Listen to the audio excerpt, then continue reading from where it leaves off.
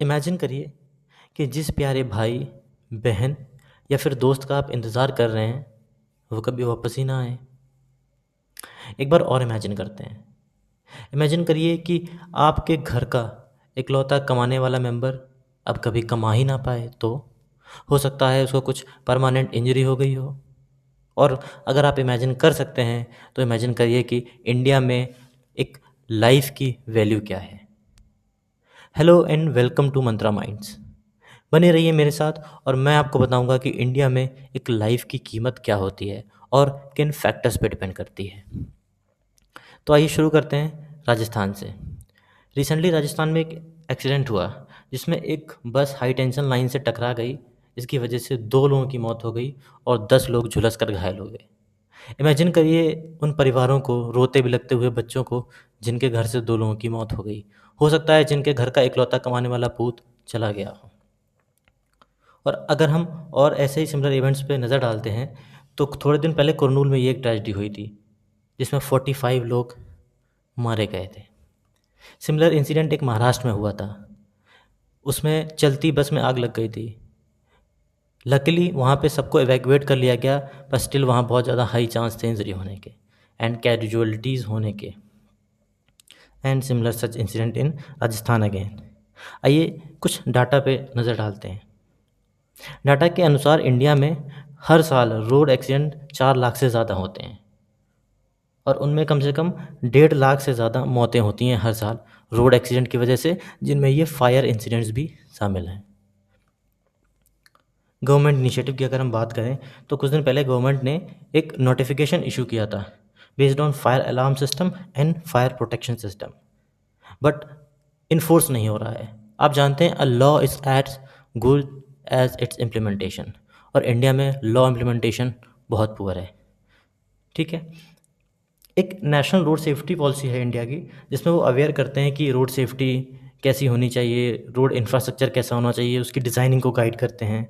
Vehicle safe होने चाहिए, vehicle के क्या क्या स्टैंडर्ड्स होने चाहिए, एंड मेडिकल इमरजेंसी सर्विस के रिगार्डिंग। पर despite of all these initiatives, आज भी इंडिया में रोड इंफ्रास्ट्रक्चर की आप हालत देख सकते हैं, आप सेफ्टी मेजरमेंट की हालत देख सकते हैं। ये बात करते हैं ministry of road transport and highway की।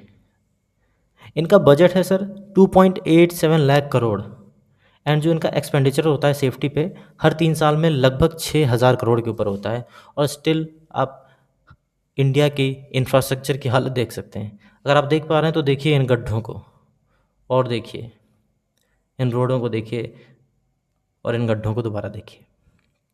क्या लगता है आपको कि 6,000 करोड़ खर्च करने के बाद ये रोडें उस स्टैंडर्ड की बन पाई हैं?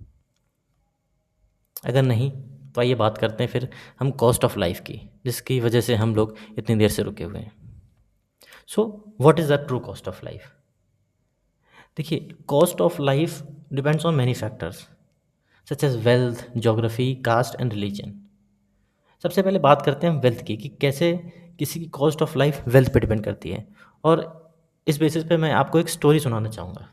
आइए आपको जागेश्वर प्रसाद अवधिया जी की कहानी सुनाते हैं। ये कहानी है एमपी रोड ट्रांसपोर्ट के एक एम्प्लॉय की, जिस पे 100 रुपये की ब्राइब लेने का केस था। ये केस उस पे 1986 से लेके 2004 तक चला, और 4 में उसको कन्विक्शन हो गई, उसको सज़ा सुना दी गई।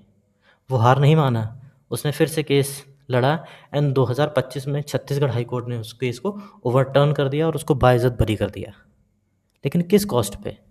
उसकी ज़िंदगी के अहम 40 साल ये केस लड़ते लड़ते निकल गए, सिर्फ 100 रुपये की ब्राइब के पीछे। और दूसरी तरफ एक पुणे पोर्शा केस है, जिसमें एक माइनर ने 2 लोगों को अपनी कार के तले कुचल दिया था। उसे जज ने सिर्फ एक ऐसे लिखवा के उसको छोड़ दिया। रिसेंटली आपने हाई कोर्ट के जज की न्यूज़ सुनी होगी, जिसके घर में लाखों जले हुए पैसे मिले। तो इन सब का कोई अकाउंटेबिलिटी नहीं है। तो ये डिपेंड करता है कि वेल्थ डिपेंड करता है कि आपकी कॉस्ट ऑफ लाइफ कैसी होगी, क्या होगी आपकी कॉस्ट ऑफ लाइफ। अगर आप अमीर हैं तो आपकी लाइफ की कॉस्ट बहुत ज़्यादा है, जैसे कि एक हाई कोर्ट जज की है, जैसे कि उन एक पुणे पोर्शा केस के माइनर की है। लेकिन अगर आप किसी गरीब तबके से आते हैं, किसी लेबर क्लास से आते हैं, तो आपकी लाइफ की कीमत नहीं है। आइए नज़र डालते हैं दूसरे फैक्टर पे, ज्योग्राफी। अगर हम ज्योग्राफी की बात करें, तो बीते हुए कुछ सालों में जैसा कि हमने मणिपुर में देखा है, क्या आपको लगता है कि ऐसा ही कुछ इंसिडेंट अगर दिल्ली में हुआ होता तो वो इतने दिन तक सस्टेन कर पाता? ऐसी वायलेंस, ऐसी वुमेन्स को नेक्ड परेड करवाया गया रोडों पे, क्या दिल्ली में ये पॉसिबल था? मैं ये नहीं कहता इसकी पॉसिबिलिटी नहीं है, पर ये इतने दिन तक सस्टेन नहीं कर सकता था ऐसा वायलेंट मूवमेंट, क्योंकि लोग खड़े हो जाते, मीडिया हाईलाइट बन जाता। लेकिन मणिपुर केस, मणिपुर पे ना मीडिया ने ज़्यादा फोकस डाला, ना इंटरनेशनल मीडिया ने ज़्यादा फोकस डाला, और ना हमारे नेताओं ने। तो ये how geography influence the cost of your life. अगर आप दिल्ली के होते, मेन रीजन के होते, तो आपकी लाइफ को बचाने के लिए ज़्यादा प्रयास किए जाते, लेकिन मणिपुर को जलने दिया गया इतने दिनों तक। कास्ट की बात करते हैं। लास्ट ईयर एक लड़का था जिसका नाम था इंदिरा मेघवाल। उसको so called upper caste teacher ने सिर्फ इसलिए उसको इतना मारा कि वो मर गया। किस लिए मारा? क्योंकि उसने उसके घड़े से पानी पी लिया था। सोच सकते हैं आप कि how cost influence the value of your life, the cost of your life. अगर वो किसी ऊंची जात का होता तो उसकी जान बच सकती थी और उसके साथ ऐसा सलूक नहीं किया जाता। अगली बात करते हैं रिलीजन की। रिलीजन पे कमेंट नहीं किया जाए तो अच्छा है कि जब भी आप देखते हैं सरकारें बदलती हैं तो हमेशा किसी एक रिलीजन के इंसान की लाइफ की वैल्यू ज़्यादा हो जाती है और दूसरे की कम। तो आइए हम फाइनली बात करते हैं कि जो इतने सारे बस एक्सीडेंट हो रहे हैं उनका मेन कारण क्या है। तो देखिए, ओवरलोडिंग करके जाते हैं ये लोग, और ओवरलोडिंग को चेक करने के लिए आरटीओ लगाए जाते हैं, जिसको आराम से ये लोग ब्राइव दे के निकल जाते हैं। कई बार होता है कि आजकल एसी बसें चलने लगी हैं तो उनमें इलेक्ट्रिकल फॉल्ट्स हो जाते हैं, फ्लेमेबल इंटीरियर्स होते हैं। जैसे कि पहले क्या था, नॉर्मल बसें थी, उनमें जनरली सारे आयरन के कंपोनेंट्स होते थे, पर आजकल पर्दे, फाइबर इतना ज़्यादा हो गया है कि वो बहुत ज़्यादा वनरेबल रहते हैं आग लगने के लिए। And lack of emergency exits and clear guidelines. ठीक है, तो क्या करना है अगर ऐसा कुछ हो जाए? तो देखिए, सबसे पहले आपको बिल्कुल भी घबराना नहीं है। स्टेप फर्स्ट होता है कि आपको स्टे काम रहना है। सबसे पहले आपको शांत रहना है, ठीक है? और आपको ढूँढना है कि इमरजेंसी एग्ज़िट्स कहाँ-कहाँ हैं। जहाँ भी इमरजेंसी एग्ज़िट्स हैं, तो आजकल हर एसी बसों में लगभग एक हैमर रखा होता है, तो आपको वो इमरजेंसी जो एग्ज़िट है उसको, ग्लास को तोड़ना है और बाहर निकलना है। सबसे पहले खुद को सेफ करना है, एंड सेकंड फिर जो भी अदर लोग हैं उनको अलर्ट करना है और उनको बचाने की कोशिश करनी है, ठीक है? तो सबसे पहला स्टेप है, बिल्कुल भी नहीं घबराना है, हिम्मत से काम लेना है, और जो भी रिसोर्सेज अवेलेबल हैं, आपको वो हथौड़ा नहीं मिल रहा है, कोई और सीट का पार्ट टूट गया, तो उससे उस इमरजेंसी शीशे को तोड़ना है और बाहर आना है। तो thank you for your kind attention, and please अपने जितने भी कलीग्स हैं, जितने भी रिश्तेदार हैं, उन सबको ये बताइए, इंसिडेंट्स के बारे में बताइए, और वहाँ से कैसे सेफ्टी निकलना है ये बताइए।